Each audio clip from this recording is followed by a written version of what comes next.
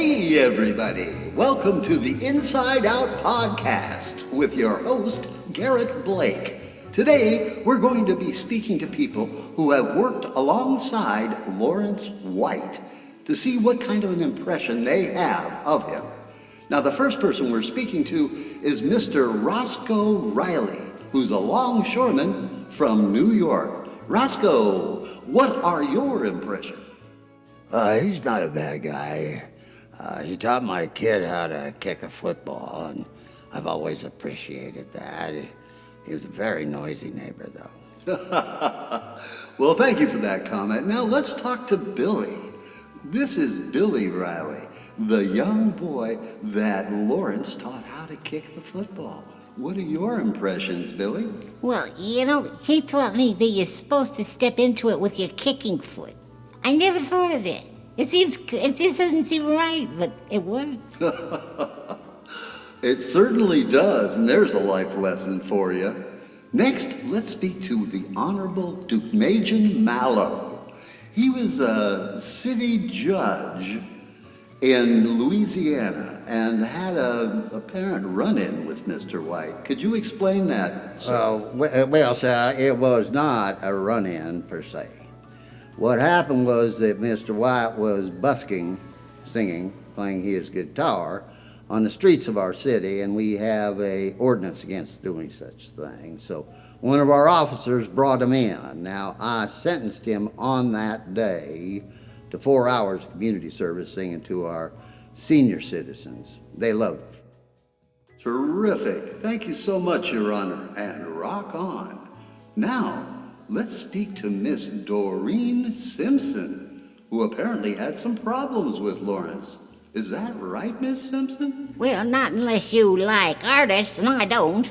The constant creativity, constant thinking, constant movement. Gosh, it drove me crazy. I'm glad it's gone. Oh, wow. A feeling I'm sure he shares. Now, we're very fortunate to have a teleconnection with Sir Charles DuPont, straight from London, England. What is your connection to Lawrence, sir? I met Lawrence when he was protesting our fox hunts in Yorkshire. I was at first quite repelled by the man, but he's convinced me since that hunting foxes is barbaric, and now my wife and I raise them in our estate. Well, that's a fantastic story. Thank you so much for that, sir. Now, let's turn the page entirely and speak to Mr. Ron Guerra, who lived in the village of New York at the same time Lawrence did. I think he's got a couple of stories. Just so you know, before we even get started on this thing, I don't talk about people if they aren't here. You understand? Okie dokie. You understand? Yes. You understand? Okay. Yeah, I saw Lawrence just a while ago. I said, "How you doing?" He said, "I'm doing great." And I smacked him so hard. You don't tell people you're doing great. They're going to want a piece of it. You understand what I'm saying to you? Yeah, I understand very well. Thank you. We're going to move along very quickly now and speak to Mr. Miller Compton, who is a senior citizen and lives very close by to Lawrence. Mr. Compton, what are your experiences? Well, he walks my dog, Ned. I can't get down the stairs much anymore, and he comes by once or twice a day, and Ned's always very happy to see him, so am I. I bet you are. Hey, now let's talk to Mikey McGuinn, who was in a band with Lawrence. What was that like, Mikey? Well, on Tuesday nights, we'd play this Irish pub, Donnelly's, down the road, and they had no stage, so we'd be standing right in the middle of the crowd. We had a song that was called Where's My Beer?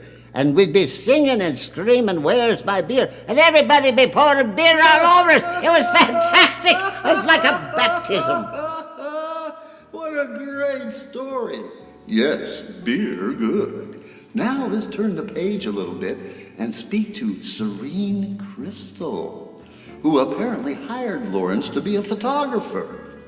What was that experience like, Serene? Well, thank you for that lovely introduction. You can introduce me anytime. No, Lawrence is a very gentle and kind photographer. He has a tool, he calls it his liposuction tool, and Photoshop, and he can trim you down in a heartbeat. I love him. Oh, well, I'll certainly keep that in mind the next time I need a full-body shot.